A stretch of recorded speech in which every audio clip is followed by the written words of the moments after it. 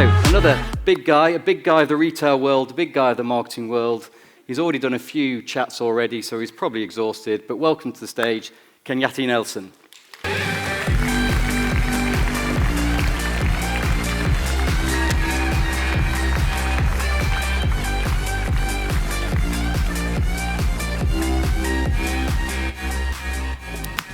So, KENYATTE, coolest guy in marketing, I have to say. No.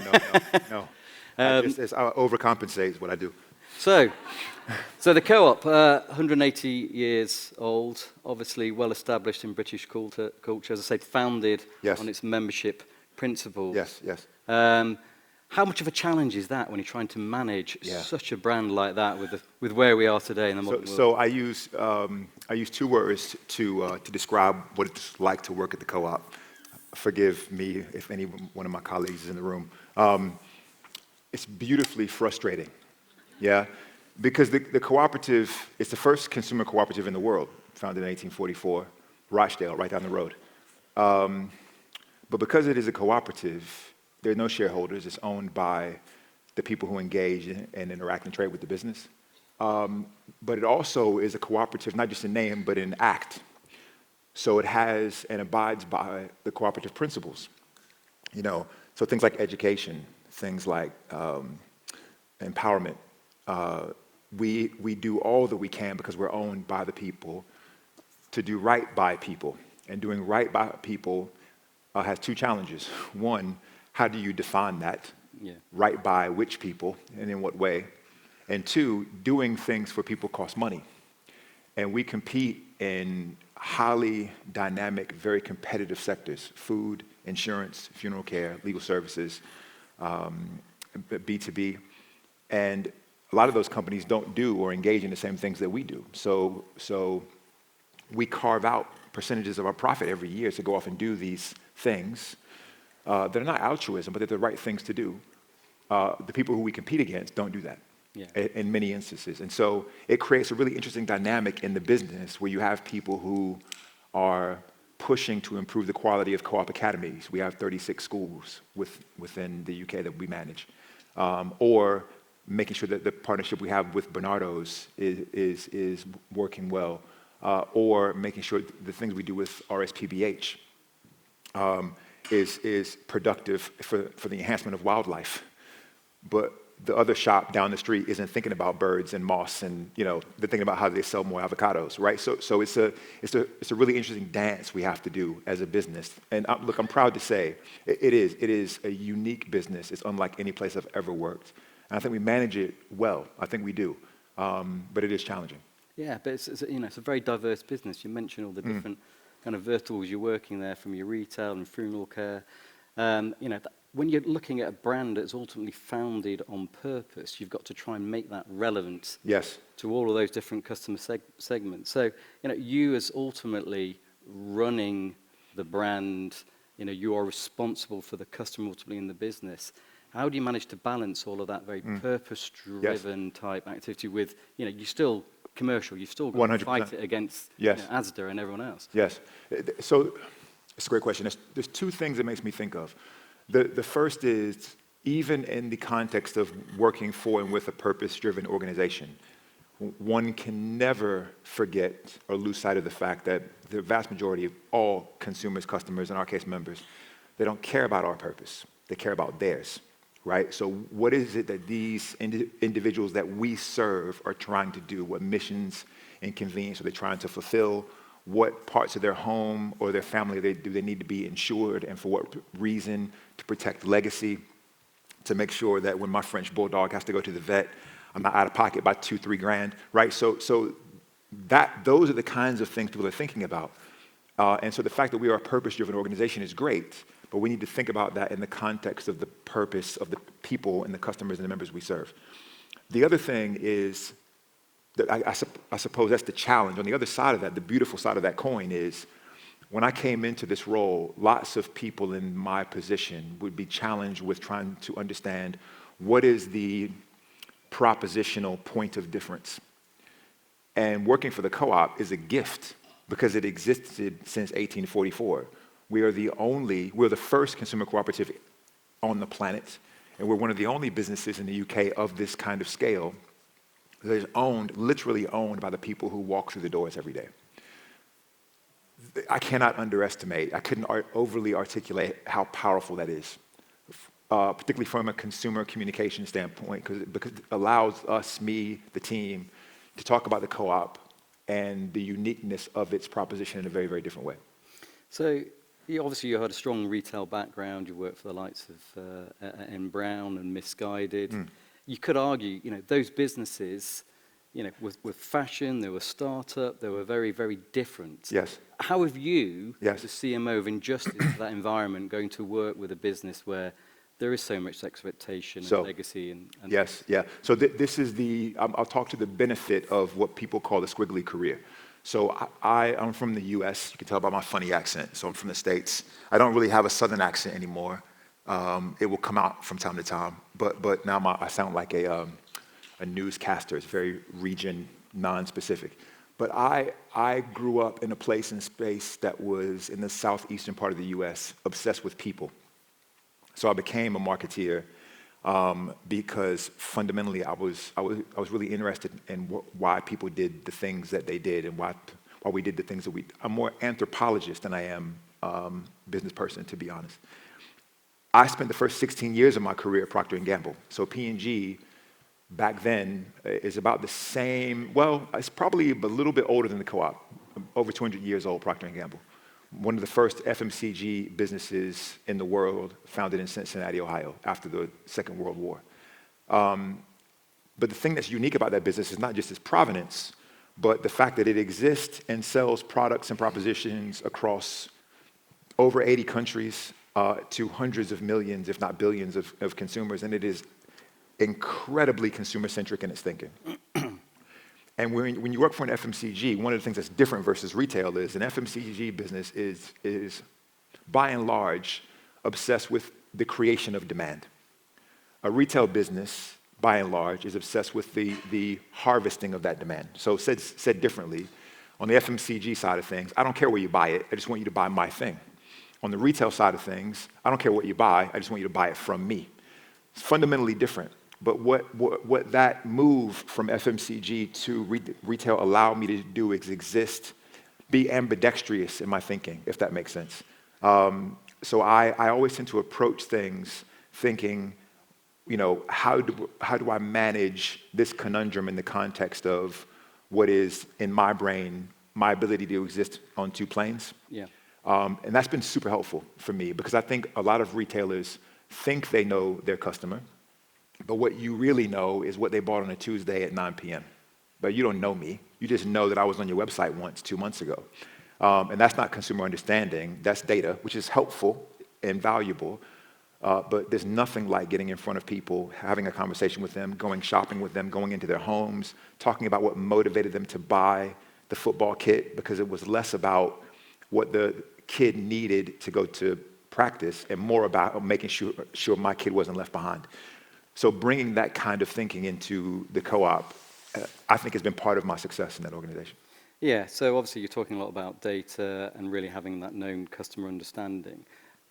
One of the things I was talking about earlier with Pete Markey as well is how you have to really put marketing really on the pedestal and market what marketing is about in order to kind of convince people that may think it's all about cost. Yes. Where's the long-term value? We also heard from Rory Sutherland and John Roberts of AO, who very much believes in the kind of the long-term thinking of that brand investment. Yes. So Co-op has this. So my question really is, how are you managing those conversations and maintain to be successful with the likes of your finance colleagues within the Co-op? This could be a session in and of itself. Look, I have had varying degrees of success in this regard. In some cases, driven by my approach. In other cases, driven by the person I was across the table from, right? So I don't claim to be an expert in how you translate marketing speak to CFO or CEO. What I would say in terms of where I've seen success is when I've taken, at least in my articulation, a relatively strategic approach. And what I mean by that is I've been very, very clear about the problem or the conundrum we're trying to solve. So the way I think about this is strategy has three elements. The first is a clear diagnosis. So think of it like if you were a physician. I don't know how to treat the patient if I don't really know what the patient has, right? So when I have these conversations, one of the things I try to do is be clear about what it is we're trying to solve for. What's the diagnosis? What's the problem? And there might be a commercial problem. It might be a customer problem. It could be something else or all the above. The second is once we're clear on the diagnosis, what are the principles that drive what we will do and what we won't do? Because strategically, there need to be some lines that we draw, right? So in my mind, I kind of go, okay, well, look, the patient's issue is this. That means there are a couple of different potential courses of action. Some things get completely ruled out, but we're going to try a few things as well. And then once we find something that's working, we're going to double down, which is kind of sort of point three, making sure that the things that we do across the business are aligned to the principles that we've established in terms of our course of action. So when I'm speaking to a person who tends to be more analytic in their thought, it doesn't mean that I abandon emotion or I abandon empathy from a consumer standpoint. It just means that I lean into the logic a bit more. But the logic is rooted in consumer understanding. It's rooted in the fact that sales, profit, profitable share growth, those are output metrics. You guys know this. These are not things that we go off and achieve necessarily. They're the outcomes of doing the things we want to achieve well. Yeah. And so if we're clear about saying we want the patient to get better, we have to know why the patient is sick. And then we have to know these are the protocols for treatment, and this is what we're going to try first, second, and third. So I try to approach it in that way. And when I've had success, that's been really, really helpful for me. Yeah, so look, incredibly interesting. So John Roberts, when he was here earlier, was talking about how he was a fan of marketing, but he wants the marketeers to really own it and be bold. Yes. And be strong about that. Yes. Now, you strike me as very bold.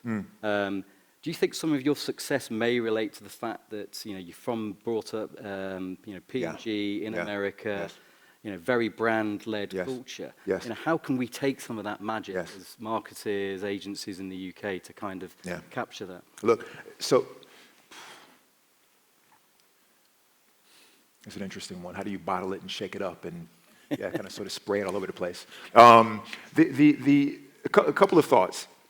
I think first is we as marketeers have to view ourselves as more than just people who are doing marketing. That's part of the job. Procter & Gamble, for example, Procter & Gamble doesn't have a marketing function. It has a brand management function. Your job is the cultivation of and the sustainable growth of a brand that in the minds and eyes and hearts of the investment community is where all the enterprise value sits, right? So I once heard someone at P&G say, you could burn it all down, leave me the people and the brands, and I'll build it back in 10 years. That's saying something. Because what they recognize is the enterprise value is in the thing. And our job as marketeers is to build the enterprise value of the brand. And so it's not about, yes, campaigns, strategy, digital, biddable, more traditional forms of marketing, media optimization, first-party data integration. All those things are critically important. They are. But look, everybody has that. Everyone can do it. Those tools exist. Some of you probably have gotten your badges scanned 1 million times today by vendors looking to sell you some version of those things. We have to be more than the things we do on a day-to-day basis, and we have to bring more value than that to the businesses we operate in. And in my mind, that requires us to be a few things. One, we have to be curious about the business. What are the drivers of growth? What things does this business need to do to grow? And the answer, by the way, in some cases might not be marketing. I think I've seen a lot of marketers get caught up in organizations where they become the reason for growth or lack thereof. When the reality is the proposition was broken to begin with. And marketing is not going to fix a broken proposition. It's just going to tell more people about it, which is a shit way to live, right? So for me, you as a marketeer and as a person who's sitting in that seat have to come to the table with a point of view about how the brand's growth will happen, whether or not that touches your wheelhouse or not. Yeah? Because for a couple reasons. One, it creates more credibility in you when you're thinking. And two, it positions you as an owner of the business beyond your functional skill set. I think then the other piece is, beyond that curiosity, there needs to be an absolute commitment to delivery of outcome that is shared across the business. Lots of marketeers spend too much time talking about things that only other marketeers care about. You know, the CFO, frankly, is not really going to care about opportunities to see. They're not going to care about the level of reach.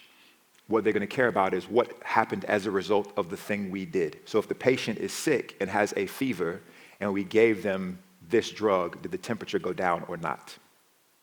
Full stop, right? So that's why the diagnosis becomes critically important, because it then allows us to go, we did this thing, and whatever the KPI, the metric we're choosing to measure, and it might be sales, it might be profit, it might be something else, it might be cost of acquisition, but get comfortable getting closer to and more connected to the outcomes in which you seek to drive. And the time horizon might be next week, it might be next month, it might be next year, that's totally fine. All marketing, by the way, should perform. There's no such thing as performance marketing. All marketing performs. The only question is along what time horizon. But I think we got to do better at that as a band of brothers and sisters. Be more curious about the drivers of business growth and connect ourselves more intentionally to the outcomes of the activities we do. Yeah, so what I'm hearing there is, I think you're talking a huge amount about that collaboration. You talk about marketeers not just operating in their own wheelhouse, but to use your medical analogy, you don't want a dentist coming to do heart surgery on you. So you think about other parts of the organization. And marketing is, has been through this journey over the years. It was founding on the principles of, we all remember the 4 Ps. Brand is very much having a resurgence again. Yes. Lots of companies understand they need to have a very clear purpose of what they stand for. You have that with Co-op. But then with the rise of technology, the rise of employer brand, you see other functions moving into what traditionally the marketing space. Is that a good thing? And should we embrace it and marketing find their own way? Or should there be a way of marketing really, as you appear to do, own that customer, yes, and then propagate and collaborate with the rest of the organization? Yes, a really good question. So, look, I have an aversion to the term brand guardian for several reasons. One of which is because it positions marketing practitioners as the police. And lots of people don't like the police. I don't like the police. So sorry if there's any cops in the room. I'm sure you're great people. But suffice it to say, positioning yourself in an organization as the reason why people can't do something, I don't think ever is in my view anyway, it's not a good place to position yourselves. The brand is owned by the customers it serves and by the people who exist in the organization. It's everyone's. It's not marketing's brand. It belongs to the business. In that context, however, our role, I believe, is in making it clear to the organization and ultimately to the consumers we serve what our brand is and is not, how our brand comes to life through propositional proof points and consistent execution of those proof points across every touch point and every part of the customer and colleague experience. Our role is to create this strategic framework, part 2 of that strategy framework I just talked about.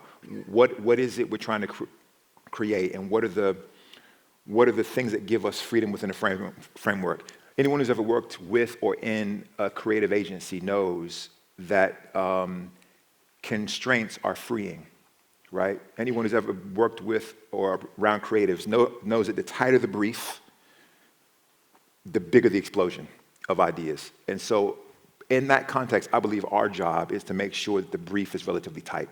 We're clear on what our business, our brand is and what it is not. How that then comes to life in a colleague experience or in a customer experience online or in a store, let the experts in that space do that within the confines of the framework that we've imagined and created. So I think it can be quite heartening when you see in a business people take the things that we create and run with them. I think it's what you want. Yeah. It's what you want. It sets us up as arbiters of impassioned colleagues and hopefully impassioned customers. Brilliant. Quick last question. Yes. So, marketing, are we in a crisis or are we in a moment of opportunity? Well, you have to say the latter. You have to say a moment of opportunity. Look, if you believe that there are three ways to fundamentally grow a business, either you sell the same people the same stuff for more money, or you sell the same people more stuff, or you sell the same stuff to more people, yeah? If people aren't making more money, you're in a cost of living crisis, and it's not like there's loads of new humans being printed everywhere, then how are you going to grow the business other than one of two things? You're going to take the price up, which is inflation has taught us, but then the downside of that is volume, or people start to look at your business and go, your proposition isn't as strong as your price points would warrant. Or what a lot of businesses are in, or you grow market share. You take it from some other place. You sell the same stuff to more people, but you have to pull them from other businesses.